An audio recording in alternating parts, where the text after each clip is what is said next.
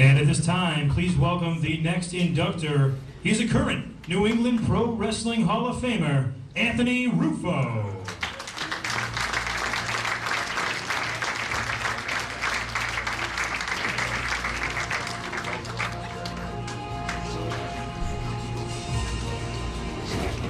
Good afternoon, everybody.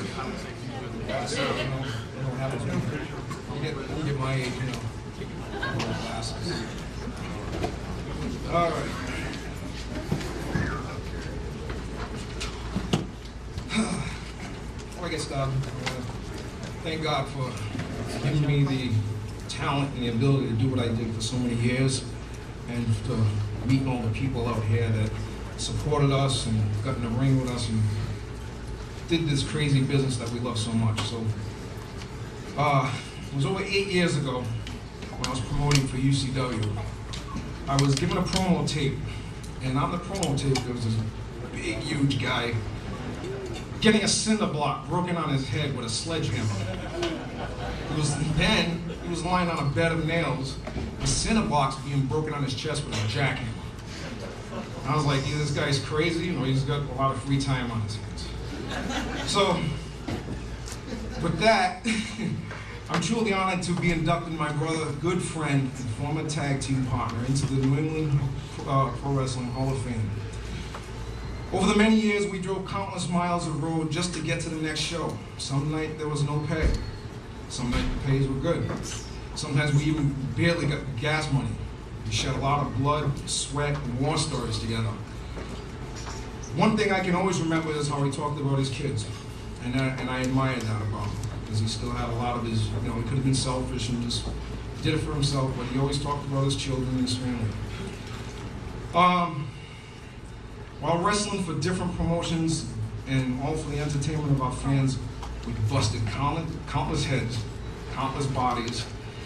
There were even rumors being spread about us as being stiff artists, and no, you can't work with them because they're too big. Hey, maybe some of it was true.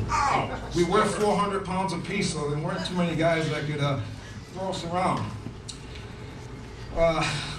Then when we ran out of competition, we beat each other up. Man, he even knocked my teeth out one match. But, you know, some of the matches that we had, one of them that Gino invented himself was a Roman razor chain. It was this 15-foot steel chain wrapped in barbed wire. I'll never forget that. Were those good times or what, brother? Individually, we were known as, Gino was known as the Extreme Strongman, and I, the King of Chaos, Ali Muhammad. But together we were known as the Family, the Killers, Mass Destruction, and finally the Millennium Killers.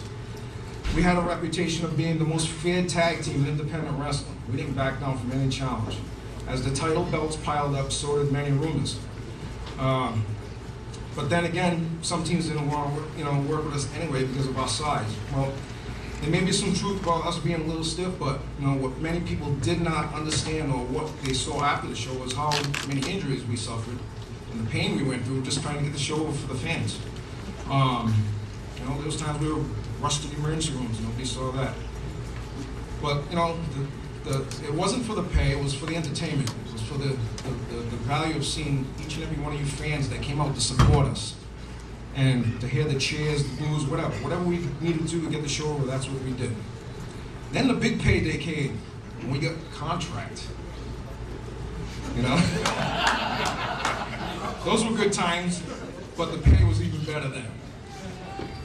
One of the most memorable moments that comes to mind is the Killers versus the ECW Pitbulls. That match stood out in my mind as one of our stiffest matches. And we didn't give any ground to these guys. You know, we wanted to put on a good show. We wanted to give our fans what they paid to see. One of the most funniest feuds and probably the most enjoyable ones for me were the feuds that we had with the One Night Stand, Ronnie D and Edward G. Ecstasy. Those guys were crazy. But seeing that some people may have weak stomachs, but there was a lot of bloody matches that we were also part of too, and those were my favorite. We both got the track marks on our head to prove that. If that's a roadmap to our career, then it goes a long way. Some of the most bloody matches that we had were against Astro Man and El Mascarado. I see you over there. Then there was the most vicious, violent match ever done, the first in independent wrestling, the King of Chaos tournament. It was a ring with no ropes except for 3 double strands of barbed wire, a bed of nails, thumbtacks, glass, bottles, candlesticks, fluorescent bulbs, tables, fireballs, you name it, we used it. In the ring stood 4 of the most hardcore men in indie wrestling, Jamie Payne, Gino Martino, Nemesis, and myself.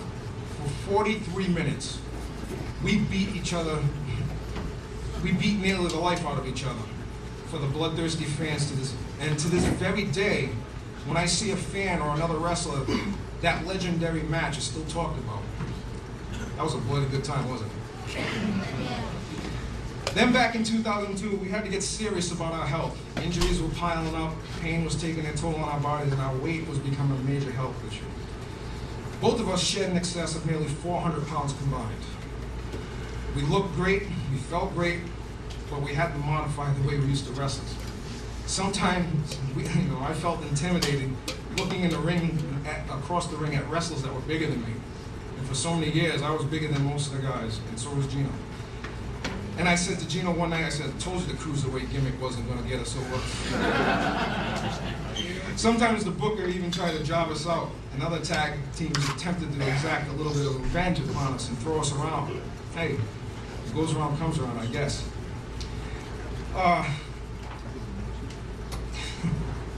I guess we had to take our bumps. It was all a good time.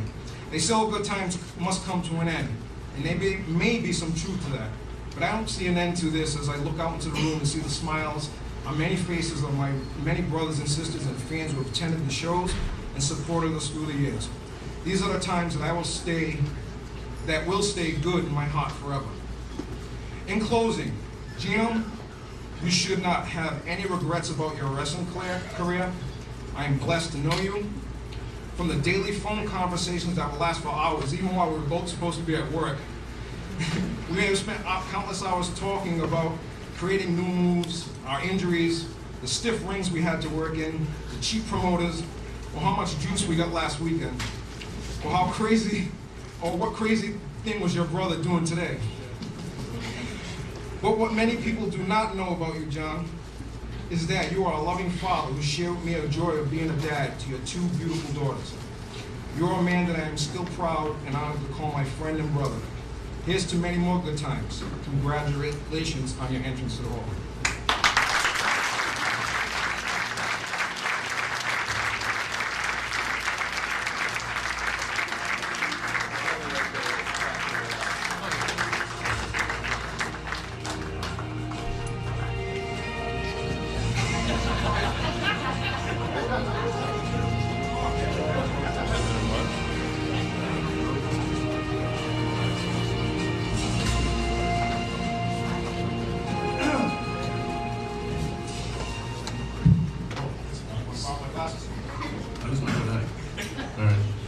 First off, I'd like just to, send a heartfelt thank you to my brother Joey, because without my brother Joey in his car, I probably wouldn't have got any training. So this is for you, Joey. I know you're not here, but I'm thinking of you. I'd like to also give it up for my daughter Giovanna and General Lucia, because they gave up a lot of time. When you're doing independent wrestling, it takes time. You're gonna be away some weekends. You might do a small tour, so your family suffers. And one thing about independent wrestling that I love is, even though I may have lost time there, because I wasn't doing independent wrestling, I could call my own schedule. I still managed to try to be what I really love being, as a father. I just want to also thank the guy that actually trained me, taught me a lot in a small amount of time that I still take today when I wrestle. Bruiser Jeff Costa. Cannot say enough about this guy. The guy is great. When I got my training, we had a great class. We had Maverick Wild, everybody knows him. Bob Evans, a guy who married me probably 7 or 8 months, Sonny Goodspeed. He's another great guy. And Chief Dave Fox was there. We had a great group, huh, Jeff? Yeah. We had a good group back then.